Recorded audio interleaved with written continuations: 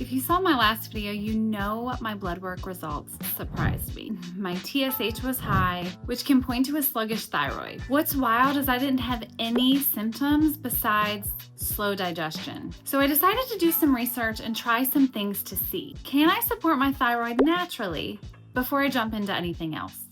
Just a reminder, I am not an expert of any kind. I'm just a normal 43-year-old mom, wife, and YouTuber trying new things for health, wellness, and life in hopes that it might inspire or educate you too. So everything points to what's called subclinical hypothyroidism, which means the condition is often not severe enough to cause obvious symptoms or side effects, although some people might have mild symptoms like slower digestion or a little bit of weight gain. It can totally be a temporary condition that resolves itself on its own or progresses into full-blown hypothyroidism. I've learned some things that have actually been pretty interesting. Hormone shifts in your 40s can actually make your thyroid work a little bit harder. It's all connected. Stress, sleep, and even under eating can throw it off because your thyroid listens to how much rest and energy you're giving it. Meaning the thyroid is not just this random little gland that slows down when we get older. It's actually super responsive to what's happening in our lives. And honey, if you have been with me for a while, you know that I have talked a lot about under eating, stress, years of hustling. So it was starting to make sense. 3, the thyroid actually controls the body's metabolism. Hey Oliver, hi buddy. And affects nearly every organ, regulating functions like heart rate, body temperature, and yes, you guessed it, even digestion. So if you're over 40, it's definitely worth paying attention to, even if you feel fine. Say hi. I've been diagnosed with things before that resolve naturally. That is why I decided to focus on nourishment, stress recovery, and consistency. Mainly my TSH to see if that number could go down.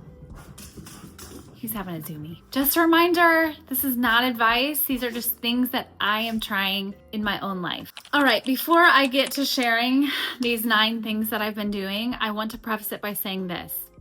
If any of these are something that you want to start doing in your own life to try to support your thyroid, don't try and do them all at once. I have been using my habit tracker to try and help me remember these things. I don't get it right every day, and some of these things I don't do every day, but I just want to encourage you, like, maybe try one thing at a time, because the last thing you want this to do is to cause you more stress.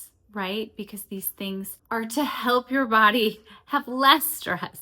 First up is protein and fueling properly. I am making sure I get enough protein daily, which for me is about 1 gram of protein per pound of body weight. I'm also eating more selenium, unless it's pronounced selenium, I'm actually not sure. I either eat 2 Brazil nuts a day, or I take like 1 or 2 selenium little capsules a week. I don't do a lot because having too much is not a good thing. Not to mention eating enough carbs every day. I made that mistake and it actually negatively impacted my body, and that can definitely impact your thyroid. Next up is box breathing. There are certain times of the day where I found myself not breathing very much. And honestly, one of those times is right now. So I'm gonna go ahead and practice what I preach. I was raised in a home where we were hurrying a lot. I get it. She raised 4 kids on her own. Like, she was just kind of always trying to get to the next thing. Hey, can you take your llama somewhere else? You're beating it up and I'm trying to film a video. Oliver, go, go. Oh my gosh, she's crazy. So I've tried to be really intentional about box breathing and taking more deeper breaths. If any of you have any experience in any sort of breathing practice, I would love for you to share any of that information with me in the comments below. Something else I have been doing is trying to sit outside in the sun for 10 to 20 minutes a day with my neck exposed. I read that it's something that's really good just for vitamin D and how,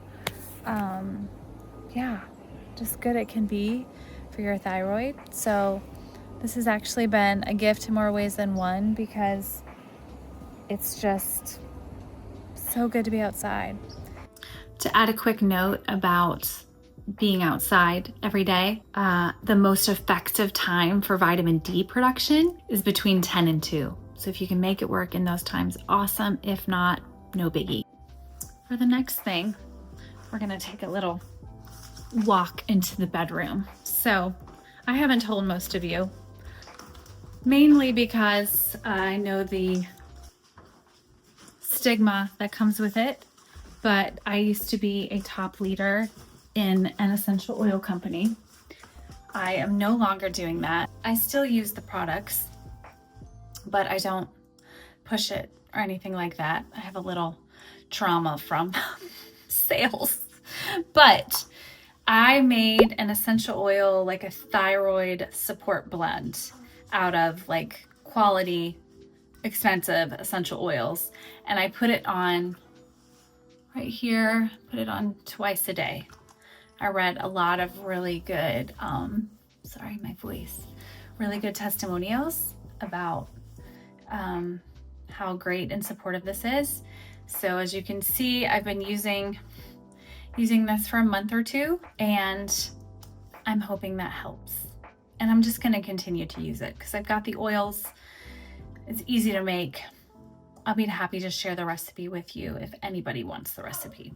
Next up, since we're in the bathroom, red light therapy. I don't know if you caught my video on using this mask. I kind of decided that I didn't think it was necessarily worth it for, oh my gosh, I thought it was dead. I didn't necessarily think it was worth it for my skin. Well, I've read that it can really support your thyroid. So I just typically will do this. Oliver is following me. I typically will do this. I try every other day.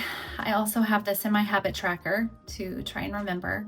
I don't do it every day. I hold it about 6 to 12 inches away from my thyroid, and I do it for 6 minutes. I could probably do it for longer because this mask is probably not as strong as some of the red light therapy boxes or of course the saunas. But I read that this could be beneficial.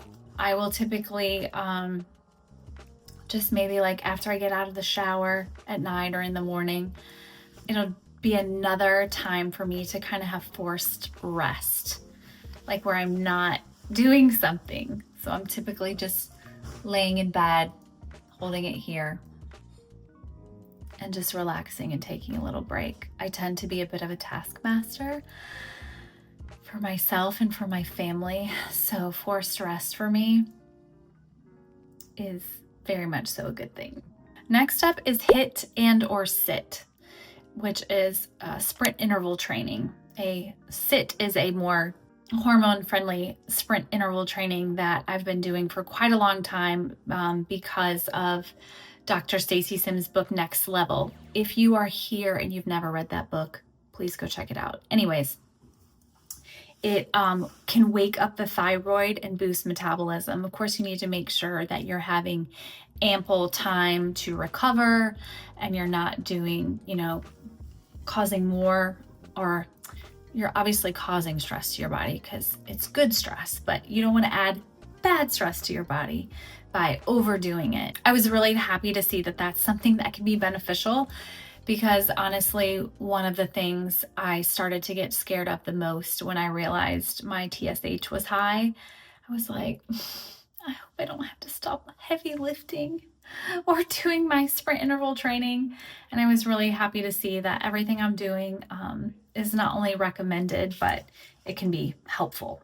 I just started talking my husband into these. I don't know if you've seen my video on using castor oil, but this is a new way that I've started using it. So I started doing castor oil packs.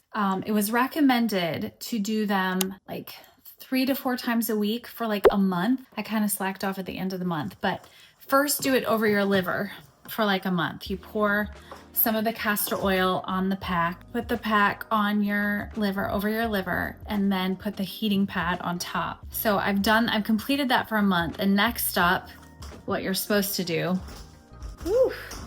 here is the castor oil I use, by the way.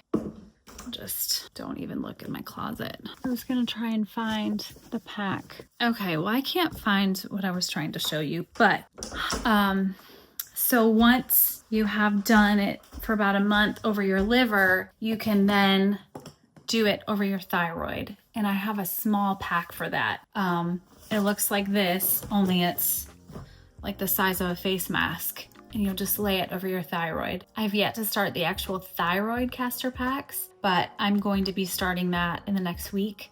So I will definitely report back into the bathroom for the next thing. So I know there are a lot of people that talk really bad about Barbara O'Neill. I don't want to get into all that, but it's funny. I will tell you, this next product I'm using, I'm not an affiliate or anything. I'm just using it. Wild Yam Comfort Cream. What's funny is this had been recommended to me probably 4 times before I even started using it, like before I even had the high TSH issue. And one, it was recommended because my period stopped in my late 30s, and so some people were trying to help me like figure out just maybe that will help. But more and more I've heard from people that use this to support their hormones naturally.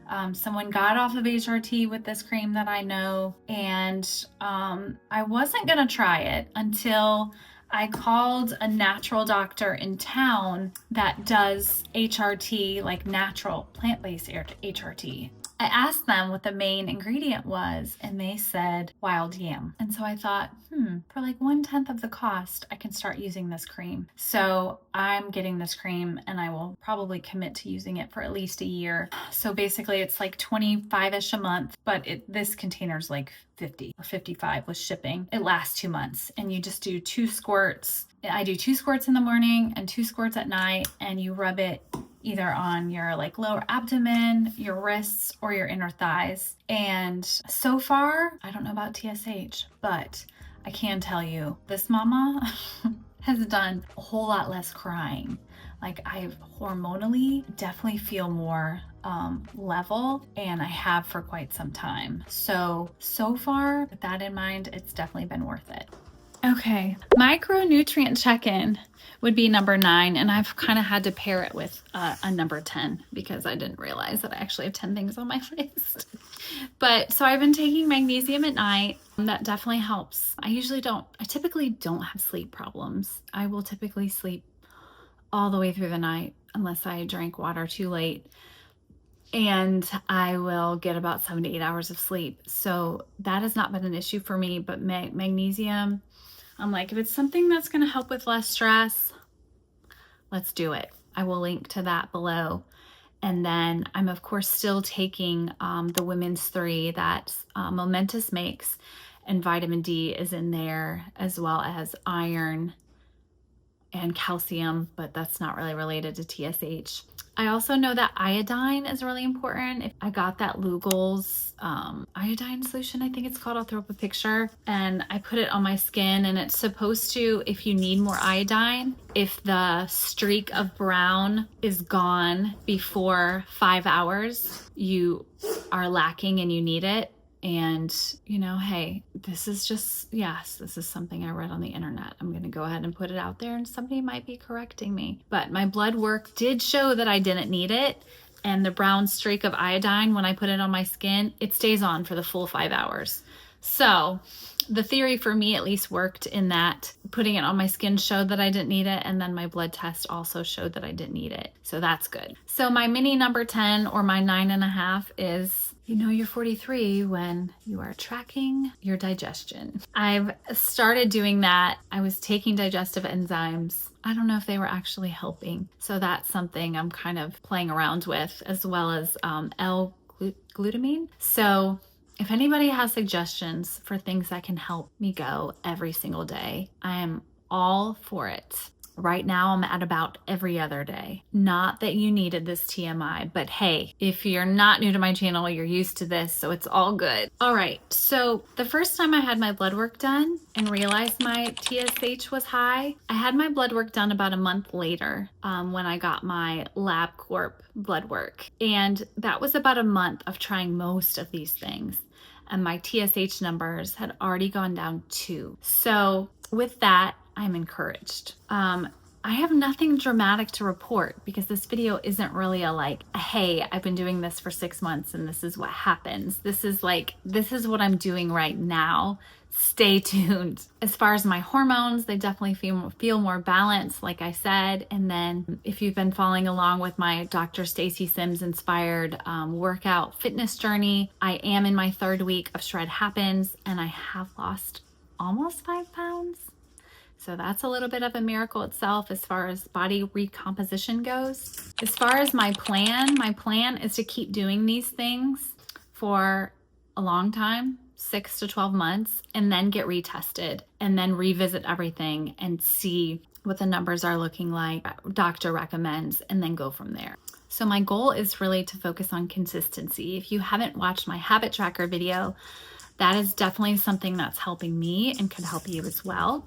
Mr. Zoomy. What I've realized with most of the things I'm doing right now in my life, this is not an overnight process. It's definitely more like long game stuff, but I'm hopeful that these simple habits can really move the needle or move the marker, if you will, over a longer period of time. And friends, if your thyroid numbers are off or high or low, don't think you're broken. You're not. Your body's just asking for a little more attention. At least that's what I've come to realize.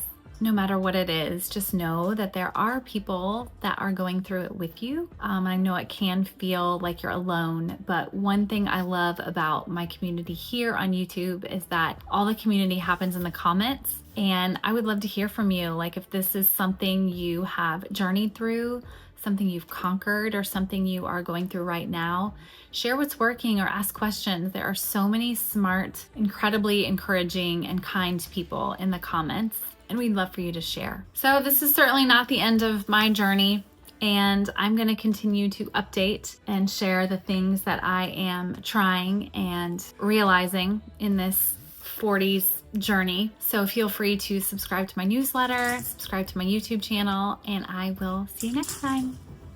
Bye.